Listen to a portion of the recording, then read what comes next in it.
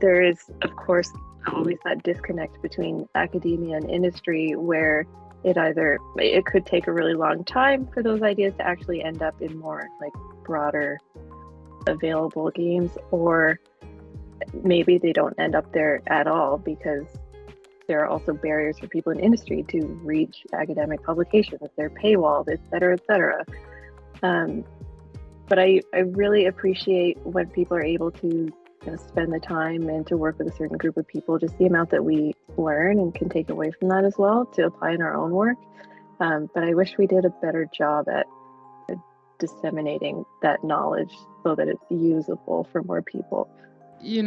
So there is like a push in academia and in industry, but also there are people like currently looking at, like why aren't accessibility practices not kind of like ingrained in their practices, and what are the systematic and individual kind of like reasons for that, and what are the things that keep people from making accessible games. And I think that is really important kind of like work that is situated within both of these kind of like aspects, because it's directly working within the industry, but it's also trying to figure out kind of like transferable knowledge, and I think that is really, really crucial work as well.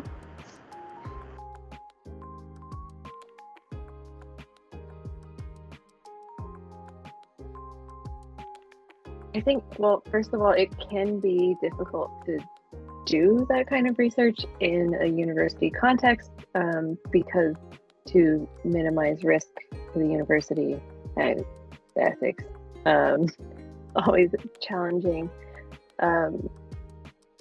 which is also important though. You want to reduce any like unnecessary risk, but it can be very difficult to have to go through so many revisions to justify why you need to work with a certain group, which could then, I think, dissuade researchers and just end up defaulting to the most conveniently available sample of people.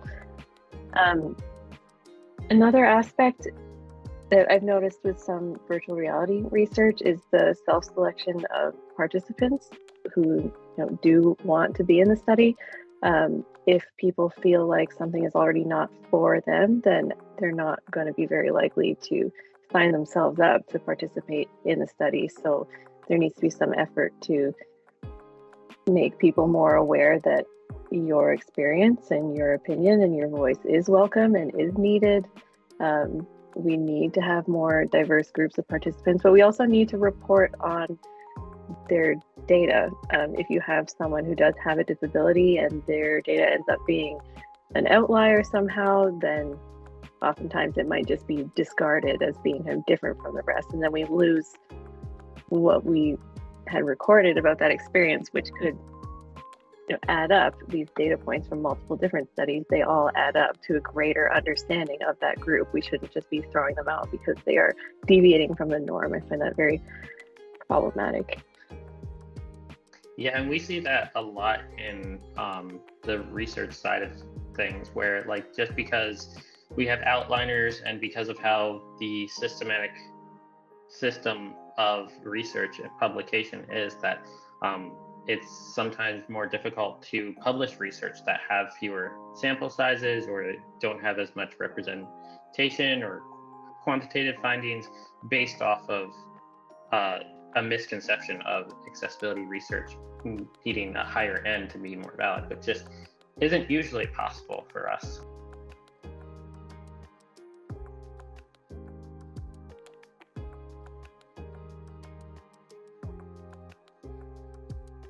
I've done a study that due to COVID then was like with one single individual, so that never got published.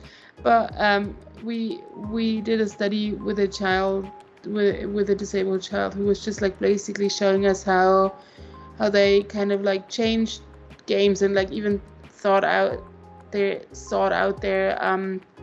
specific ways of playing within the game, to an extent even like creating a game for them within this game structure that was afforded to them. It was brilliant, right? And I think that happens more than just with this person. If you kind of like within community, you find out that people often are game designers already when they're disabled and want to play, because they kind of like design within the constraints of the game their own kind of like access to it.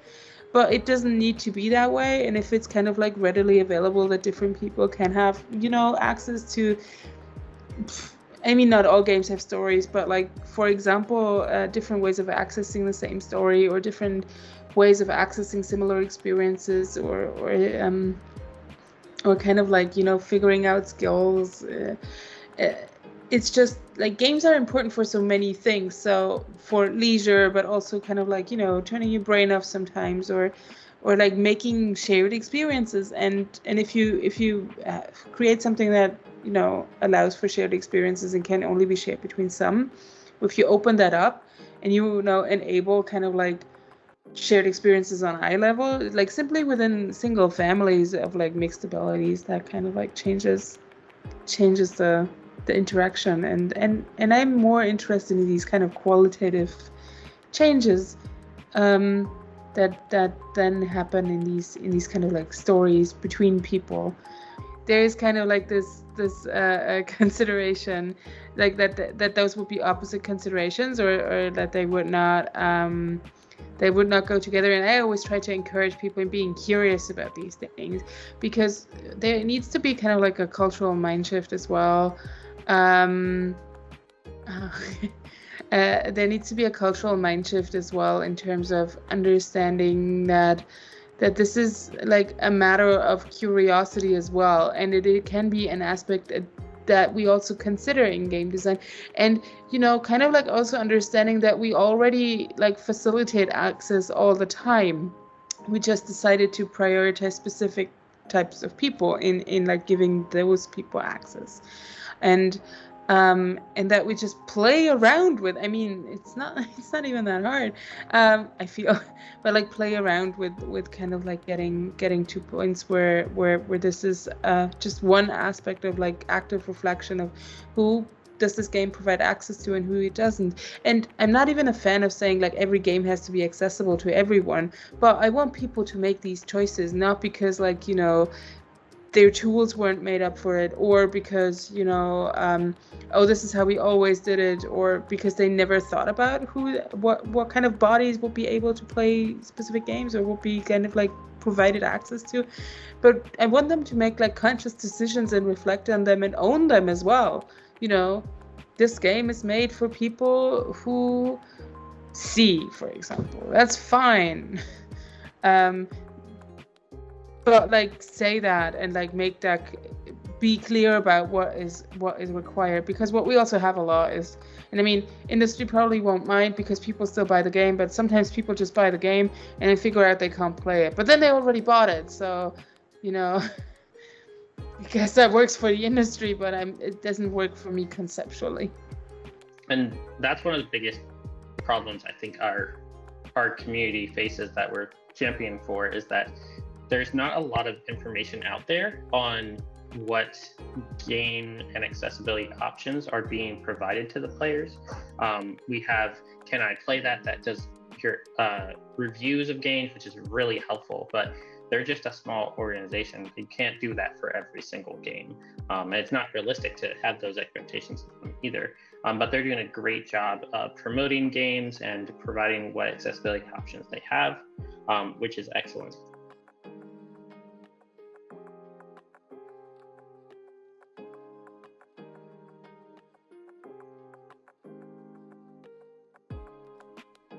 Kayley, how do we make this thing more accessible? It became really frustrating in the past, where it's almost like if you express an interest or a commitment to accessibility on a wider team that maybe doesn't have the knowledge or experience, then there's a risk of becoming that person who now has to know all the things, and people kind of offloading responsibility. And it needs to be a team effort where we're all trying to understand what needs to be done and to get the answers that are needed. It's exploitative to just expect one person to be responsible for that, and it's not fair, because I don't know, I'm a sensitive person sometimes, and so then you also start to feel like, oh, if something goes wrong, it's my fault, when it's not. It's just a systematic failure, I think, to account in the overall design process for how we're making accessible design decisions. Instead, they may get left to the end or when it's too late and things are already kind of baked in, and then there's just the accessibility person go fix it.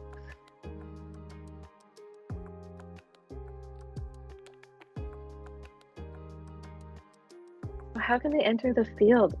It's so difficult. There've been a lot of people I've spoken to who have had completely different trajectories, and there are more programs now academically that kind of specialize in game design and game development. However, the outcomes of those programs vary widely. They are getting a very different experience from those. So that's unfortunate, but I mean, it's also a first step to identify that is a problem so that then something can be done about it. It does seem like having an independently driven project that you work on kind of in your hobby time helps to develop those skills, because often you're not going to learn necessarily character design or how to work in Unity or sound design in any one specific course. They're kind of skills that are cobbled together from different places. Finally, game jams. Join game jams. I have maybe a little vested interest in game jams. I think they're great. They can be really fun and just a short way to engage in the process, no matter your skill level. It really helps if you come to the weekend with an idea of what you want to work on or what you want to improve on in this instance, so that you can feel like, well, at least, if I didn't finish my game, I figured out how to make better sprites or something. Then you can still have that personal sense of like, I did the thing. But just as a general thing, I mean, you mentioned IRBs, but it's not just IRBs. And sorry, this also ties a bit into Joyce's question. But of course, there is also like a difficulty, not kind of like in recruitment. Well, two, like just conceptually. In terms of the research area, I mean, I do understand that a lot of people who work like in the context of at least neurodivergence in games or disability in games kind of have to make games productive for something under a medical gaze of like fixing this. But people are making them do things or making us do things that we don't want to do. So there is kind of like a funding issue that kind of comes with that problem solving logic more than and that inherently then renders disabled people as problems, which is uncomfortable and not really appropriate. But because of that, we don't see a lot of games research. I feel like that's a contributing factor to not seeing a lot of games research. There's more from a kind of like empowered perspective, or kind of like an equity justice perspective, or a non-medical at least. So the other thing is then also that a lot of disabled people are over-researched and over-researched from that medical gaze. So that means a lot of people might not just like, trust you. And if you, and like, I mean, that's a bit unfortunate, but, and it's also not your fault, because it's just histories and histories of like being basically epistemically exploited and extracted from, and then not having any kind of like feedback into the communities. And it's not necessarily that people have so much stigma, but they it might be true for some people, but it's not necessarily that. It can also just be like, they're sick of being researched by people who they don't identify with and who they don't feel like they're getting anything back with. Otherwise, I mean, like I do an actual degree. But anyway, to the point, like, you kind of like also need to get too culturally into disabled people's lives and like understanding and kind of like share that and reciprocate on like multiple levels to kind of like make sure you're not amplifying into harms or like notions of neglect that people have experienced throughout history. Really, that might be a kind of like a barrier, but like. Also, it's an opportunity. I don't want to call it that, honestly, because it has this neoliberal flair into it. But, disabled people, you don't know a lot about them. So it's like, kind of like, because of the segregation practices in our societies. And so I'm kind of curious about what you might learn and what you might, like, not in that extractive sense, but like in a solidary kind of like way, what you can give to each other. and not just seeing like as something that you can provide for, you know, poor disabled people, not poor necessarily, or like what they can do for your thesis, but rather kind of like a mutual thing, a mutual journey. I want to support the thing of like, you know, the way that students and the students who are coming up, that gives me so much like, you know, joy every day, to kind of like see them being very inquisitive and like demanding that things are not just accessible and that there is access afforded to things, but also just like general equity and criticalness. It's just, it's fantastic. It's like what keeps me in academia, really. So there you go. So I think the biggest barrier to overcoming a lot of the challenges that we've just discussed is to be passionate and considerate when you're pursuing games and accessibility.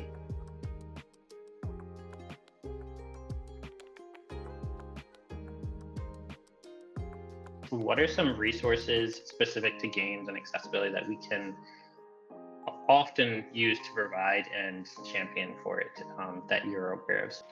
So there isn't any one thing that I would definitively point people towards. And I've seen discussion about toolkits in the questions we received and in the chat. And if you are working on such a thing, please keep doing that, because any way to make it easier, just to reduce the barrier for people who want to make their games more accessible, that would be so helpful.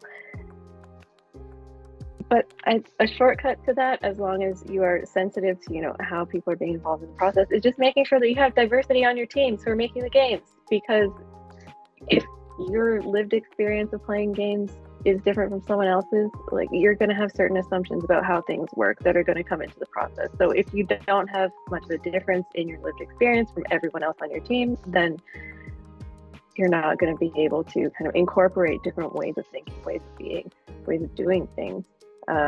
So until we have more, just different types of people working on games at that level, then we still run into these issues of recruiting people and trying to take shortcuts and all the rest.